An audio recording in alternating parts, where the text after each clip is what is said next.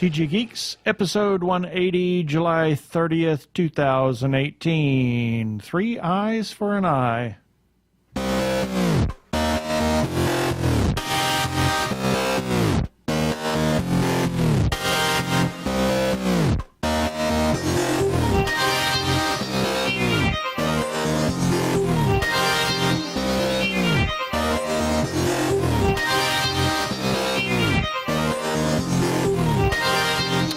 Hello and welcome to another webcast from tggeeks.com, where Ben and Keith, the two gay geeks, talk about all aspects of geekdom and nerdery, sci-fi, comics, film, horror genre, you name it, we talk about it. I'm Keith Lane, and we're coming to you from TG Squared Studios in lovely Phoenix, Arizona.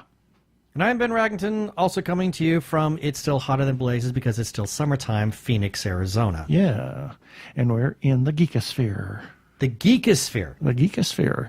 We have an interesting interview for a movie that we watched quite some time ago, and it made the film festival rounds, but there's a reason that we are talking to the director About today. it now, exactly. So we're just going to get right to it.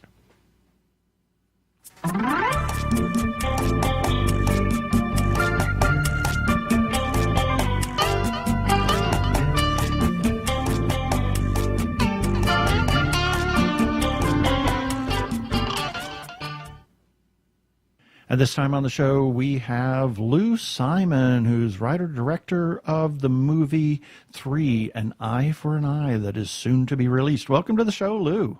Well, thank you so much for having me. Yeah. It's been a while. I mean, we met you last November at the Epic Studio Party. Wow, what a shindig that was. That was their 10th anniversary shindig that they were having.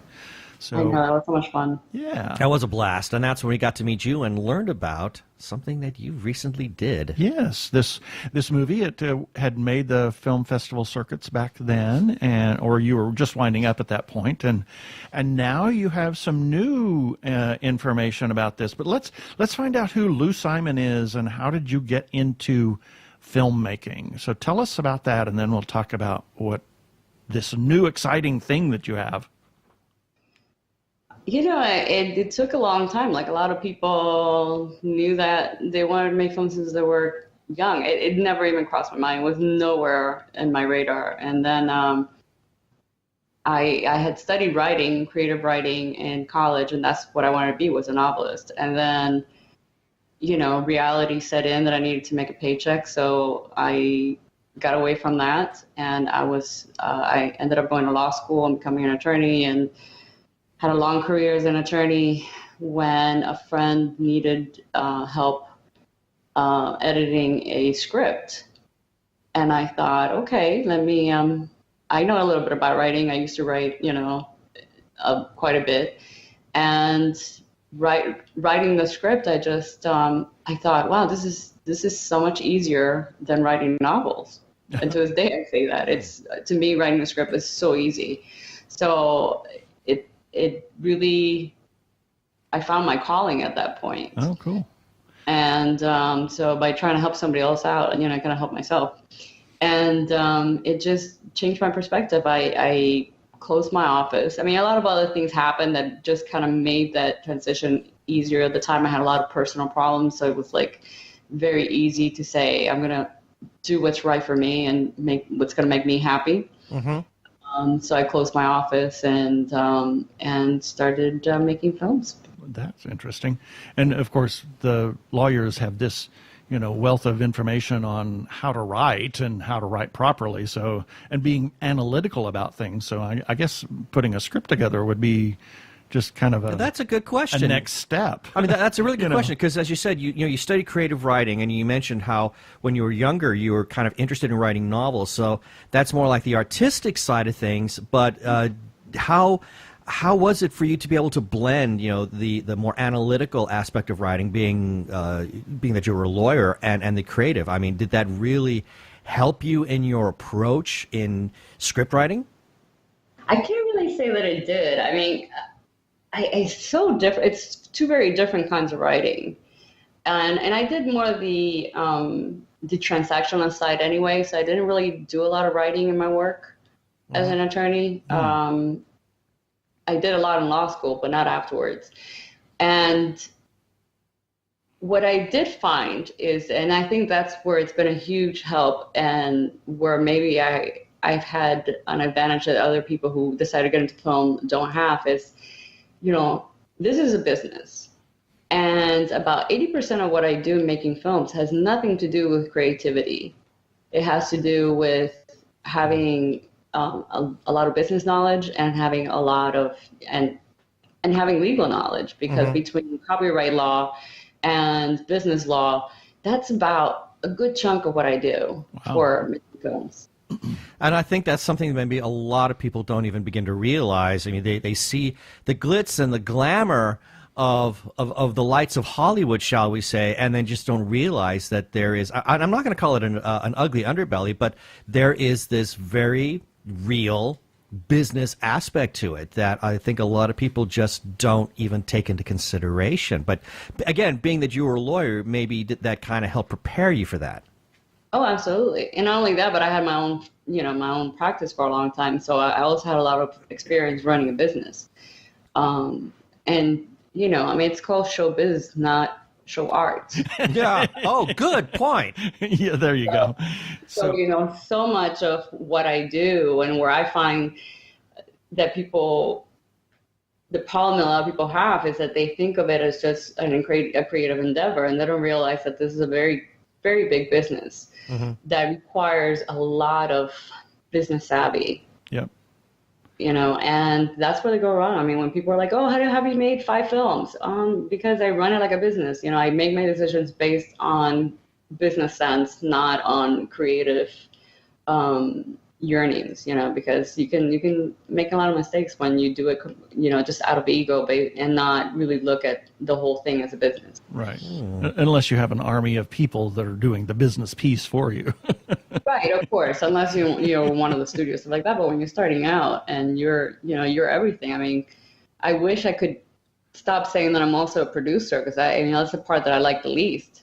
But it's probably what I'm best at, because I have such a strong business background and legal background. I think you just described the differences between what it is to be an independent filmmaker as opposed to someone who's working with a big major studio like Spielberg.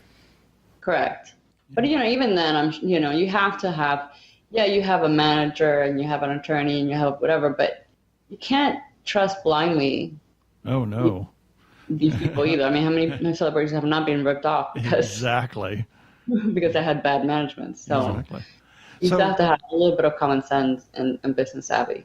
Yeah, and you have this new film, or well, not new film, but a film that is that we've seen, and you want to tell us about that film and what's going on with that? I know I'm being... Boy, you're really leading, aren't you? Leading the witness. There you go. Oh, snap. Oops. Sorry. Well, the film it was originally called 3, so if people saw it in the film festival, that's what the title they heard was 3. And then once it got picked up for distribution by Uncorked Entertainment, it changed to 3: an eye for an eye, just for once again business reasons, and it is coming out. It's being released in North America on August 7th on video on demand, and then on September 11th on DVD. Cool. Fantastic. So let's talk about this film. Where did the idea initially come from? It was the creative process is just so strange. It kind of was like everything just coming in together at the same time. I kept thinking that I wanted to make another film where I had more time to work with the actors. So I wanted something very simple that took place in one location and had like a minimum cast. And I remember that movie Bound. Mm-hmm. Remember that one? And I thought something like that would be perfect. And it just kind of like everything happened at the same time. And Neil McGinnis, who plays the woman in the film, had a double mastectomy. and she showed off her scars proudly on every social media platform. And I thought, oh, that's what it is. A woman, I know it's quite a leap to take cancer and go into rape, but, it's like, okay, a woman who's raped, and because of that, they're trying to trap the rapist and trying to get him to confess. And so it just all kind of happened at the same time. And that's how creativity works, kind of in bizarre, strange ways. Interesting. So we saw the film, and it was like, oh my God, this is so intense. It just, wow. Well, not just intense, but this thing's got twists in it. I mean, it took me places that I never expected to go. What kind of development was involved? I mean, and when writing this, were these ideas just like coming into your head? All of a sudden you'd have a flash of insight and decide to take it into this new direction? No, I thought about the script and the story for a good 6 months. So by the time I sat down to write, it was all, I already knew exactly what's going to happen. In fact, I didn't write the script until a month before we started filming. Wow. I knew so well what was going to happen. We had already found a location. I already had cast. I had most of the crew, and I still hadn't written the script. I mean, everybody kept going, so when am I going to see the script? Oh, I'm just doing another edit. And I actually had not written a word of Oh, dear. Well, but you only have... I'm usually really quick about writing. Like, I'll write a script like in a week. So I thought, I had plenty of time. And then I thought, watch this be the one time that I get like writer's block. Right. Well, it was a relatively small cast, as you said.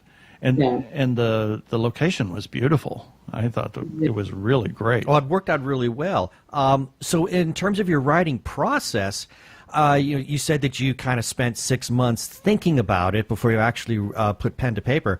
Were you just like taking notes? I mean, if you had a little idea, oh, this would be really cool, did you you just kind of like jot it down in a little note for you to refer to later? Or are you one of these insane geniuses that has their own psychological file cabinet? No, I'm far from any kind of genius. Insane, yes, but not a genius. I have my phone with me all the time. Like, it basically is attached to my body. And whenever I have any story idea, not even just when I have one script that I'm working on, but whenever I have any idea of like a cool concept for a film, I write it down on my phone. So it's always there and it's always backed up because it automatically syncs. And then and that's what it was. I mean, there were a ton of notes that didn't get used or ideas that didn't get used. But just whenever I had an idea or just randomly an idea would come to mind, I would write it down. And so by the time that I was ready to sit down I already knew it was going to happen. I didn't necessarily know every single plot point, but I did know exactly how it was going to go and how I was going to throw off the audience to think one thing and then back to another, and hopefully if it works well, they'll go back and forth as to whether yeah. We did. Yes. Literally. I mean, we were watching this film and it's like every 10 minutes we're pausing and said, no, this is what's going on. Yeah, this is what's going on. We're some of those crazy people that we sit with the remote and we have to stop. We should just record one of these days. We need to do that. The conversations that we have while we're watching films. Yeah, because we were having a lot. I mean, this movie engendered it created a lot of talk between us as we were watching it. I mean, that says something to the quality of the story here. So when so you said you had some other story ideas, I'm guessing that as you fleshed out the story, you're writing it out, you kind of started looking at your notes and say, okay, this idea, great. No, that idea, jettison. Is that right? Yeah, pretty much.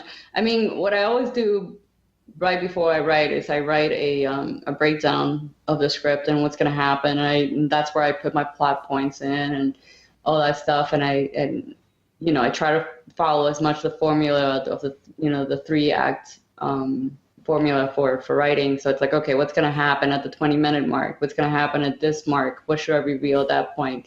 So I usually take 1 or 2 days to do that. So at that point, I was like, okay, I have to reveal this here. So what can happen between this and this, and what's going to happen, at this time in the movie.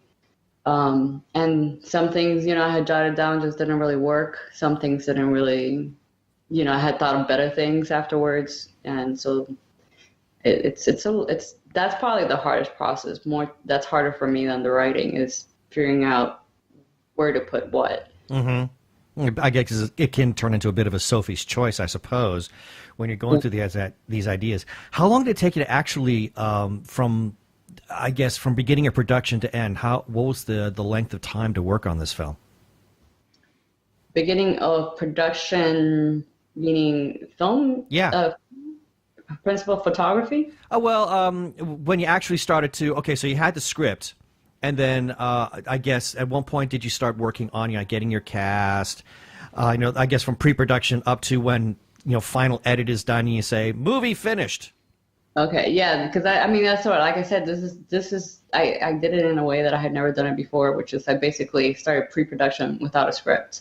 I had never done that before. So I want to say that I approached the two, the men and the woman actors, which are good friends of mine. They've been in other films I've done. I approached them in December of 2015, and said, I have this idea. I usually don't have nudity in my films. And I definitely don't want any female nudity because I definitely don't want to add to that. I might have guys topless, that's as much nudity as I can. And then I felt weird about the whole thing with Daniela and whether, she would be willing, showing her scars on film, and whether that was also taking advantage of her situation. So I asked her, I was like, would that be in bad taste? I don't know. And she was like, oh, I'm perfectly comfortable with that. Like, okay. So that was the first hurdle. And then I had to do a ton of research on the psychological aspect of it and the illnesses that are the PTSD and the other things that, I can't say without spoiling the film. So I had to do a ton of research on that because I actually had no clue anything about it. So that took several months. So I want to say that I didn't really start pre-production until about April of 2016, and then in May, and the casting was easy at that point because I had two of the three actors, and I originally had another actor. I'm sorry, I'm like hoarse right now. I had another actor in mind to play the alleged rapist, and he backed out. And now I can't, we eventually ended up casting Mike Stanley, and now I can't imagine the film not being, that role not being played by Mike Stanley. Oh, he's brilliant. And he actually won an award for Best Actor and everything because, he's amazingly talented. But that happened, I want to say, he was cast more like in June. We went to look at locations in May. So, that was really the only place we looked, and we liked it, and so we booked it. And then crew, I reused a lot of the crew that I had used before because you want to work with people that you work with well. So we just had to add just like 3 or 4 people. And then maybe even less. I think 3 people were new. Everybody else I had worked with before. And then we shot in July of 2016.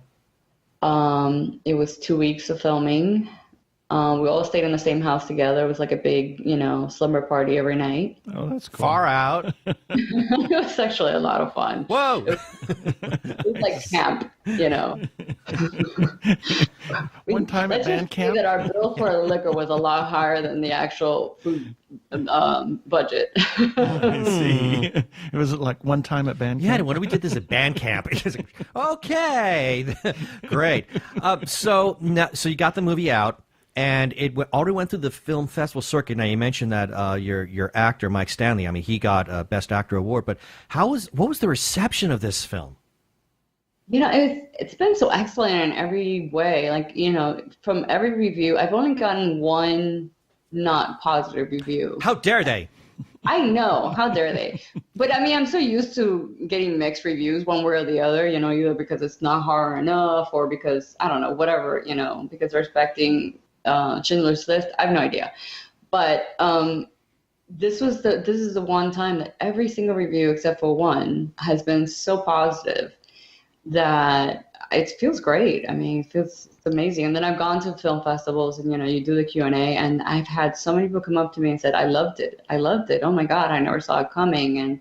And love the twists and turns, and, and because it's a movie that's so dependent on the twists and turns, that if you didn't do a good job of taking the people through that roller coaster, then it doesn't work. Right. So to hear people saying, "Oh my God, I really couldn't tell where it was going, and I really thought it was this. I thought for sure that it was this," then it's so rewarding because writing is my favorite part. So if I tell a good story, to me, that's the most rewarding thing that I can do. Well, story is king, as people over at Pixar Studios are always saying. So, and yeah, it had me and Keith guessing up to like virtually the last minute. So that's really, as far as we're concerned, we adored this film.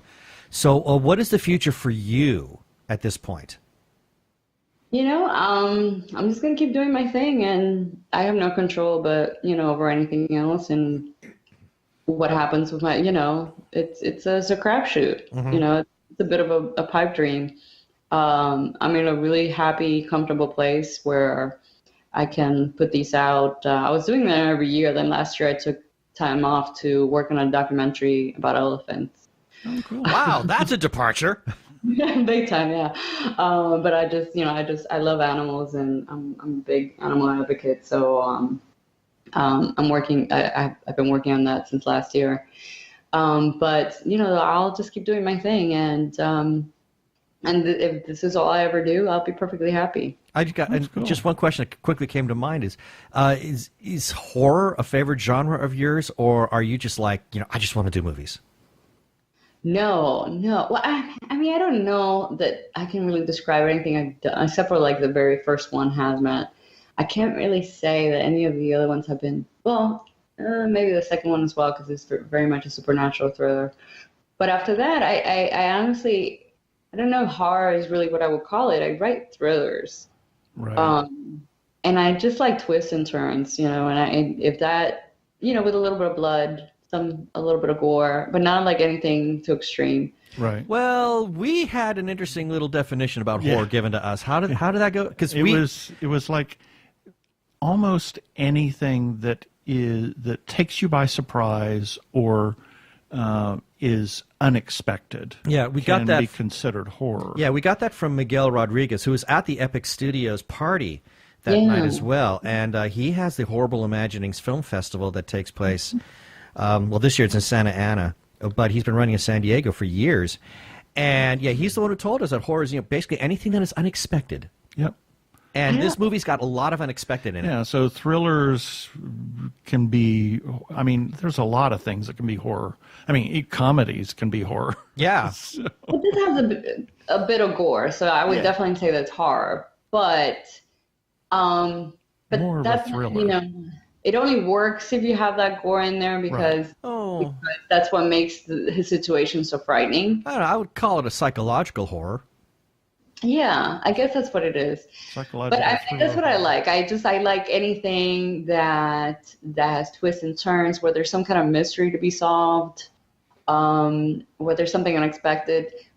That doesn't necessarily have to involve, a lot of blood or a lot of gore. It doesn't necessarily have to involve anything supernatural, although I really like supernatural stuff.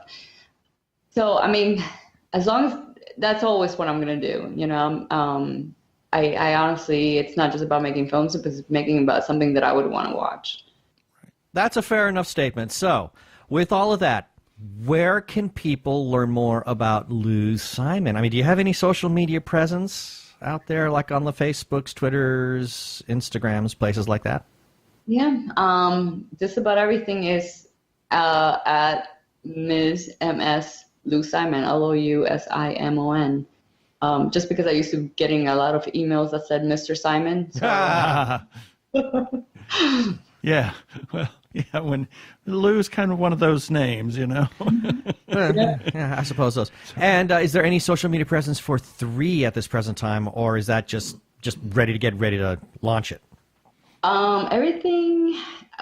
Oh, and now they're all kind of messed up because Facebook won't let me change it. Uh-oh. So on Facebook it's Lou Simon's 3, just because they wouldn't let me do 3 by itself.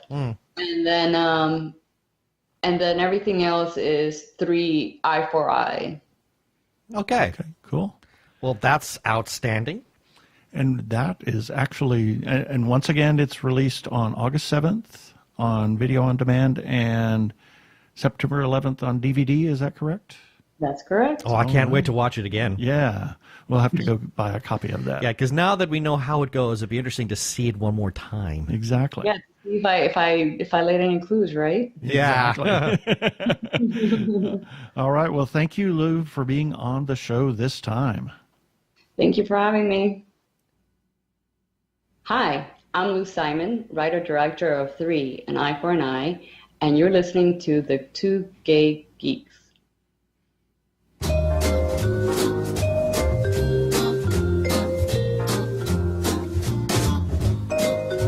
And here's a few selected birthdays for July 30th through August 5th, 2018. July 30th, Arnold Schwarzenegger. Dominator. That Dominator. It's not a tumor. It's not a tumor. And Lawrence Fishburne, Christopher Nolan, and Carl Stryken. Mr. Hom. Mr. Hom. Also Lurch in the Addams Family movies. Yes. Also a very good friend of ours, Mr. Brendan Mahoney. Happy birthday, Brendan. July 31st, J.K. Rowling, Dean Cain, Richard Griffiths. So kind of interesting that Richard Griffiths was... share a birthday with J.K. Rowling, yeah, exactly. Yeah. And Ted Cassidy, the original other Lurch. Yeah, go figure. And Mario Bava, famed Italian... Wow, everybody's horror favorite director. Italian horror director. Yeah. And Eric Wilde, who's a game designer and all kinds of other things. Hope to be talking to him fairly soon. Hopefully soon. August 1st, Jason Momoa. Interesting, because I got a story about him coming up. Yeah, and Claudius, the emperor of Rome, who was the stutterer, who... if you watched on the PBS series, I, Claudius, Derek Jacobi did Claudius. He was absolutely... He was brilliant. I was fascinated by that series. And also Giancarlo Giannini, the world's greatest barber.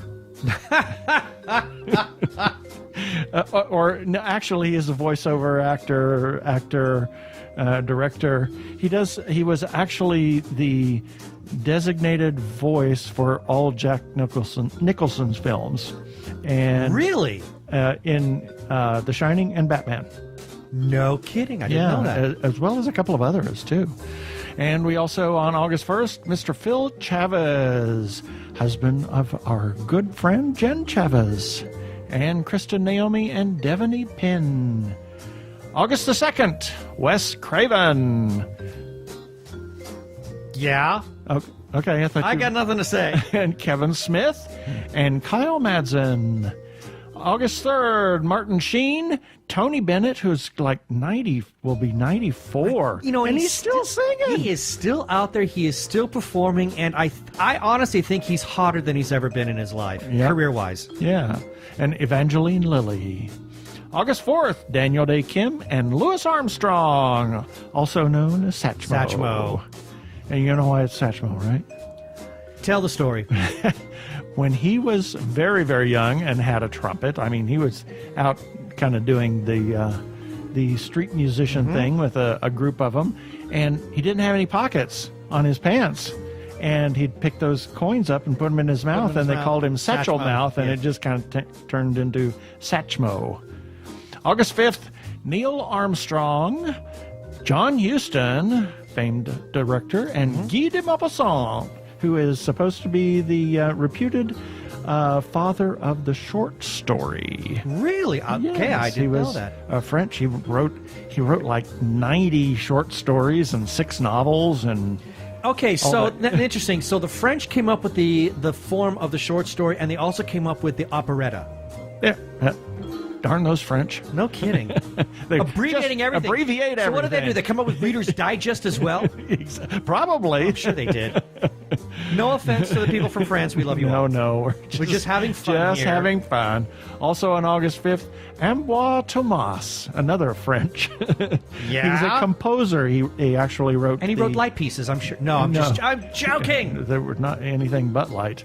He was the one that wrote the Hamlet piece that is very strange and was done at the Met Opera here just recently. Oh, Yes. that, yes. And also finishing off on August 5th, Mr. Robert Tanser, a friend of ours from Arizona Opera and former chairman of the board and all kinds of other things for Arizona Opera. Amazing gentleman. Truly amazing. He and his wife Shoshana, they're actually doing in Europe now, aren't they? Yeah, they were at Glyndebourne. Right, at Glyndebourne. Yeah, just here a couple of days ago. They were in Germany. Yeah, they're touring all over the place. They're touring the European opera circuit right Yeah, now. exactly. I'm so jealous. Yeah. And that's it for the birthdays this time.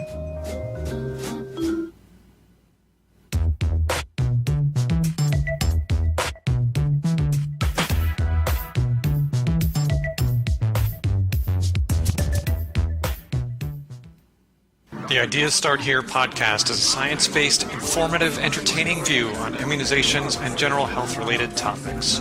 Featuring me, your host, Jack Mankin. But each flu season gets shots for a good reason. Measles at the school. Measles. Number one, I was like, you know what, you should be exercising. Hey, your kids, stop playing with that cowpox. We didn't even talk about polysaccharide vaccine. Thank you. No, it was a good speech. I liked it. If they knew that was going to happen, they would have vaccinated, but they didn't know. Winter is coming. My mom was like, you're getting a shot. And I was like, what? Gotta make sure they vaccinate. Panda plague. It was not the panda She plague. got it from panda bears. Subscribe to the podcast through iTunes, Stitcher, or Google Play. Or listen directly on your phone, computer, or any other device from the website www.stchealth.com. Looks like you got the flu. Looks like you just got the flu. The Ideas Looks like Start you Here just got the podcast. flu. Looks like you got...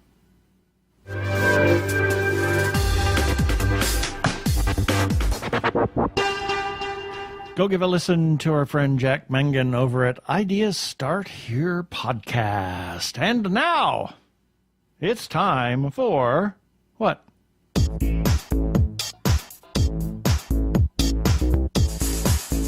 Uh-huh. Yeah. Yeah, I'm watching. I'm watching your hand. Oh, boy.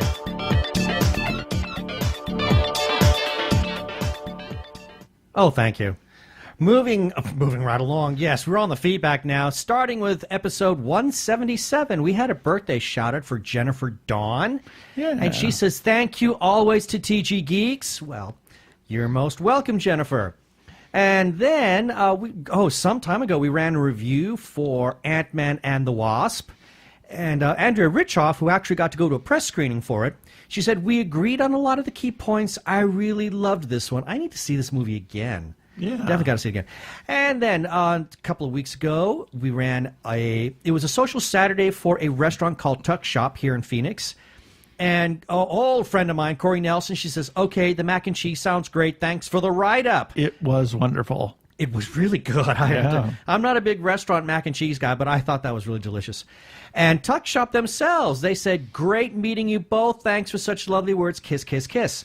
And that's from Grace. That's from Grace? Or probably Grace or her father or her sister, one or the other. I'm imagining probably it's it's Grace. Probably Grace, yeah. And we went back for tea for your mom's birthday. Yeah. on Saturday. Oh, it was so real- good. Oh, my God. The tea is The absolutely tea, incredible. I want that breakfast English tea. It was Buckingham Palace. That's That was it. Oh, man. I loved it. I got to get myself some. Everything was fabulous. food All the was finger fabulous. sandwiches were wonderful. Yeah. Everything was just delightful. It was amazing. I loved it. And then we ran a review under Old Classics Newly Reviewed of the 1976 movie Logan's Run. And friend Michael Rose writes, excellent review. It stirred up nostalgia in me since I always considered this a foundational sci-fi movie. Yeah. I even watched the short-lived TV series starring the adorable Gregory Harrison before he was Dr. Gonzo Gates. It was pretty cheesy in retrospect, but it was something special for a kid in the emerging Star Wars era. Absolutely. Michael, I agree with you 100%. Yeah, we were starving for anything sci-fi. Yeah, and it was actually well done. I think it, and I've said this before, I think it's better than the book. Yeah, actually, I guess the sci-fi kind of took off in the 50s, in the mid-50s, early to mid-50s, and then it just died until Star Trek came in. And then it kind of died again. Yeah, but it was never being Star taken Wars. seriously. It was never being taken seriously. Right. You know, whether it was television or whether it was movies, it was not being taken seriously. It was considered very, very niche. Logan's Run was one of those. It was Star Wars that made sci-fi fashionable. Yeah.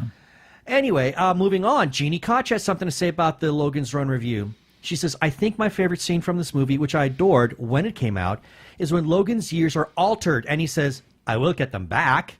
And the computer goes on about his mission, and Logan insists, but I will get them back?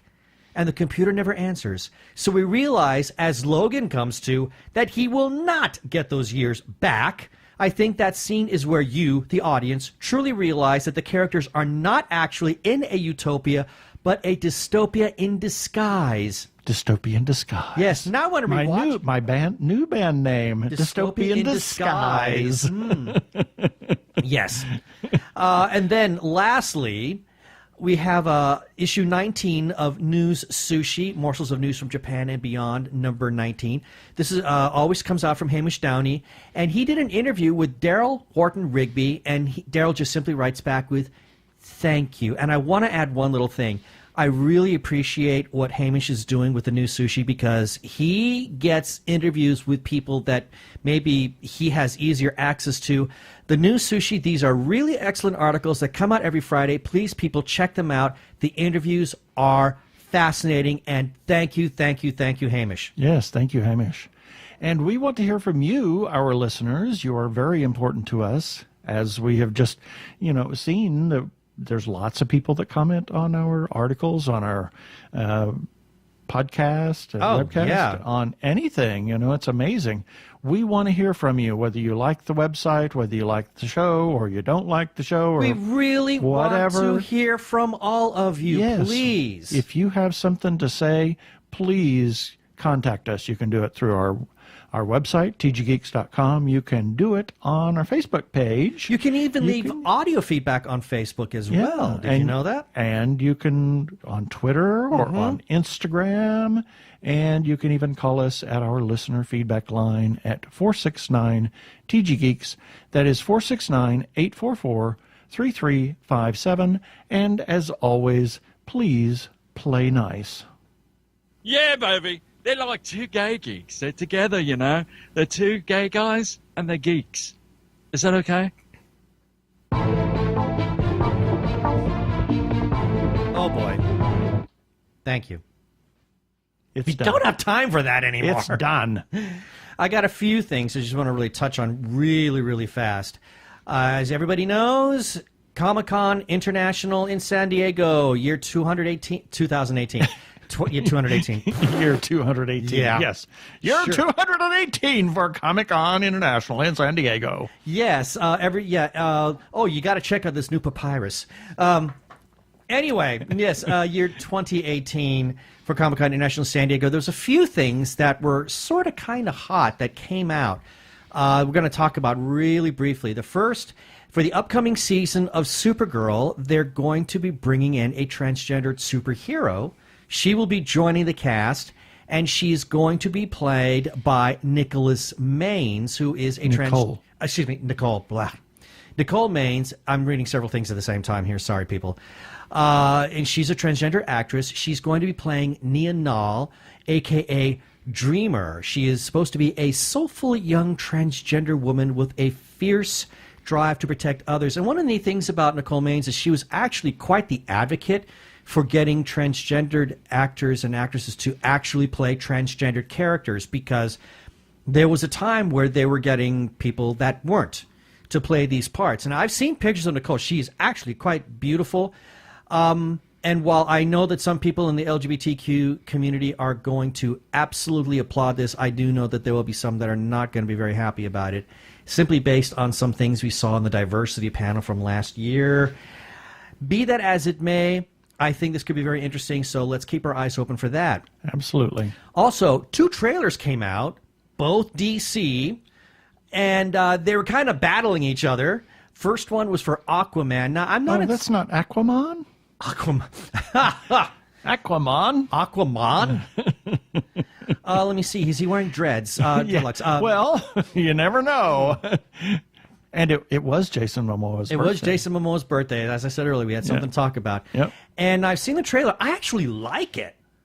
I liked this trailer a lot. It's hard to say, because one of the things that DC has always done, their movies have looked a little bleak and whatnot. This one actually doesn't. And I think this really is going to just dive deeply into the whole Aquaman mythology. I'm very excited about it. The one that I'm a little puzzled about is Shazam. Yeah, Shazam! Yeah. When you look it up in IMDb, you have to say Shazam Bang. Shazam Bang, meaning exclamation mark at the very end. Otherwise, you're not going to find it. Exactly. It's starring Zachary Levi. Now, everybody thought that was probably a good casting. I'm a little unsure about the film because they're taking Shazam, a.k.a. Captain Marvel, in a direction that I'm not accustomed to. Be that as it may, I mean, this is a comedy. Pure out simple. Because you're taking a 12-year-old character and you're giving him superpowers and a super body. But he's got the mind of a 12-year-old. Forget the fact that he's supposed to have the wisdom of Solomon and all the things that make up who Shazam is supposed to be. All those seem to be gone. Well, maybe instead, since they're redoing the character, maybe it's Shazam. Shazam?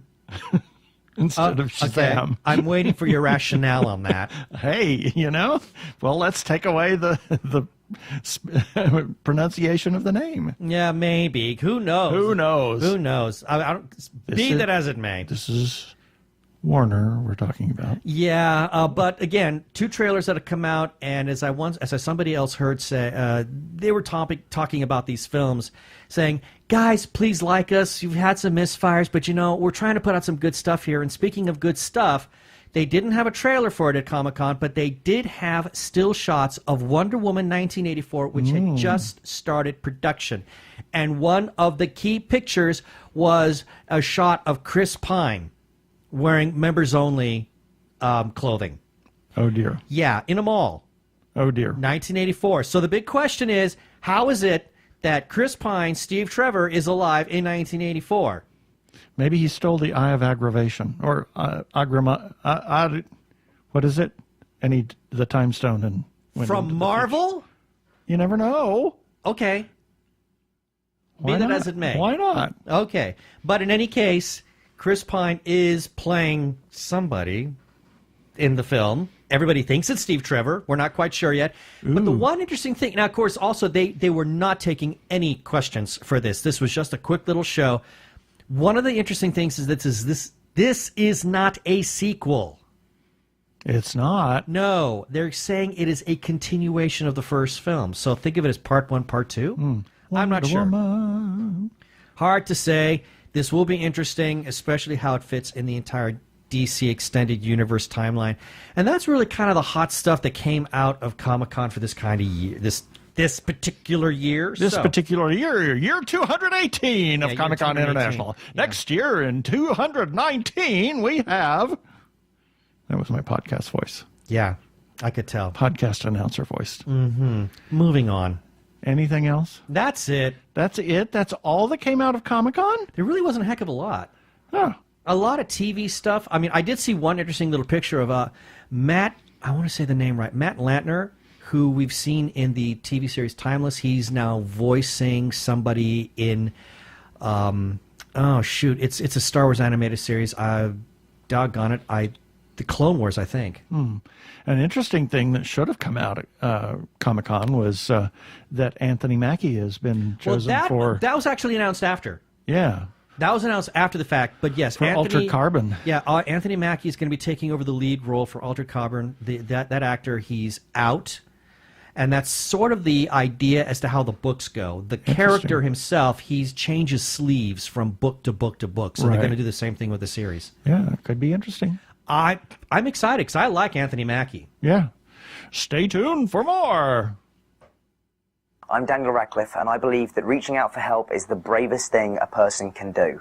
If you are struggling and need support, call the Trevor Lifeline at 1-866-488-7386. It's free and confidential, and trained counsellors are there to listen 24/7 without judgment. To learn more about the Trevor Project's life-saving work for lesbian, gay, bisexual, transgender, or questioning young people, go to thetrevorproject.org.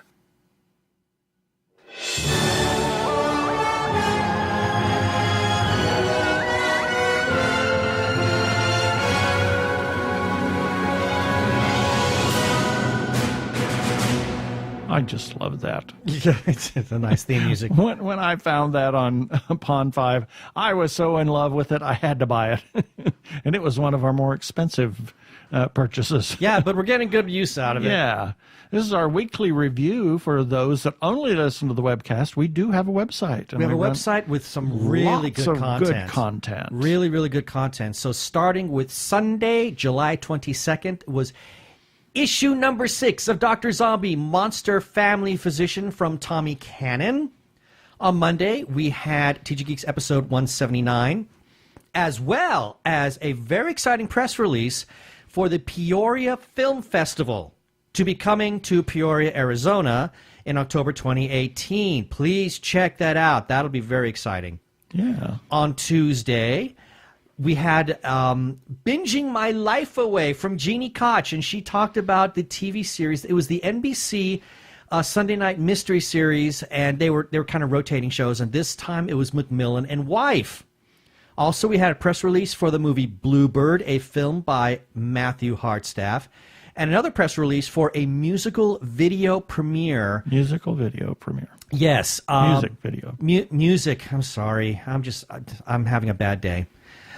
From Waveyard and Candle Osborne, and they created No Surfboard in the Saloon. This is really awesome, and I'm actually a new fan of the band Waveyard now. They're sort of like a neo-beach surfer kind of band. Really awesome music. On Wednesday, July 25th, we had a review for Damn Yankees. Yeah. Under Old Classics, newly reviewed. That was fun. On July 26th, Thursday, had a review for Doctor Strange and how it's still strangely magical. But guess what, people? Did you know that there was another Doctor Strange before the Benedict Cumberbatch movie? I'm talking about the 1978 made-for-TV movie. Check it out. On Friday, July 27th, New Sushi, Morsels of News from Japan and Beyond actually became an adult with issue number 21. Hooray! Yes. And then finally, on July 28th, last Saturday, Jeannie Koch came to the rescue one more time with a little bit of, I guess you could call it a preview of things to come for San Diego Comic-Con 2018. These are some of her initial thoughts. She's going to have much more to share down the road, but if you want to whet your appetite, you can check that out there. It's a bird. It's a plane. It's just little old Jeannie Koch. There she comes to save the day. There you are, Jeannie. You can find all these things at Jeannie. Where are we? I'm so glad it's not just me. No, it's not just you. Genie.com? Is that where you're going with this? GenieDog.com. Oh, dear. my. Okay. Under Genie. Genie Underdog. Whatever. It's just getting worse. Sorry. And that's called a slow motion derailing. Exactly. I think my Freudian slip is showing. Big time. Anyway, you can find all of these articles at tggeeks.com as well as entries on our Facebook page. Please visit and comment. As always, we have our follow-up items. Check out the widgets on the side of the page. We got a number of books and causes that we support. For example, we got Beth Cato's Roar of Sky. That's a pre-order series, as well as The Last Sun by K.D. Edwards. His first novel. It is out. It is going like gangbusters. Read this novel today. It is incredible. Read it and then pre-order The Hanged Man. And Exactly. I already mentioned this to Keith. K.D. Edwards, if you follow him on Twitter, he just printed the the removed prologue that he'd originally intended for his book. He's now got it on Twitter. But if you want to follow all things K.D. Edwards, you can find him on Twitter as well. KD Edwards _NC. Yes. And as everybody knows, we are huge supporters of Arizona Opera and hope that you will be too. The next season begins in October. There's some incredible stuff that they're doing. Maria de Buenos Aires, a tango opera. I'm so excited for that. So excited So for that. excited because I love John De Los Santos, who is behind this one. This is his baby, and I can't wait. Yeah, I can't wait either. So check it out at azopera.org. And as everybody knows as well, we are huge supporters of independent creators, whether it's filmmakers, comic book artists, writers, or any other kind of creators. Please consider supporting independent creators. Go and buy their stuff, comment on their Facebook pages and on their Twitter profiles and on their this and that, and please buy their stuff. Yes, can't emphasize that enough. Buy their stuff. Buy their stuff. Special shout out to Doctor Who Talking Who on Twitter. You can find them at Talking Who. They publish the Doctor Who Fancast Guide, which republishes our own content. Same thing with Michael C. Burgess on Twitter. You can find him at Byronic, Byronik, and he puts out the Byronix Semi-Donal Aggregator that also republishes our content. Same thing with the Human Arkle. On Twitter, he is at Arkle, A-R-K-L-E, and he puts out the Arkle Times Post Dispatch News. He's also on Tumblr with the Incorrect Star Trek Voyager quotes. Check it out for a nice chuckle.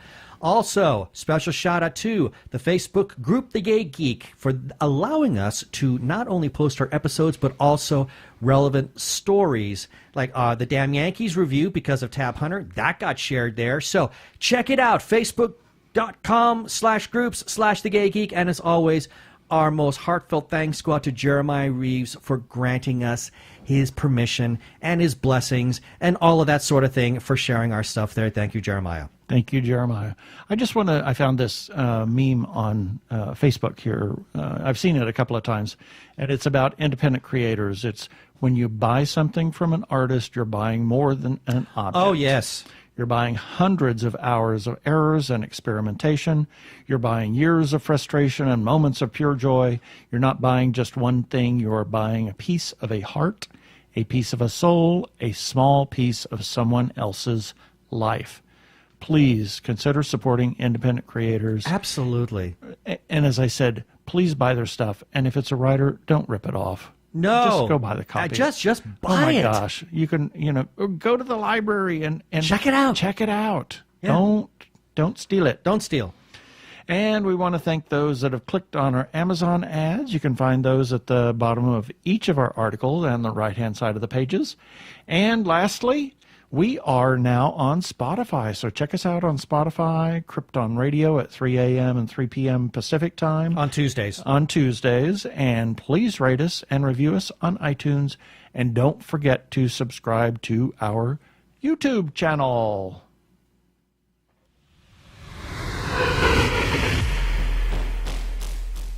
I'm not sure what we have next week. We got several interviews. Still that we could some in the run. can. Yeah, so I think I know what it is, but I don't want to say yet. Neither do I, but I think I know who we're going to run yet. Yeah, so tune in next week for an exciting time again.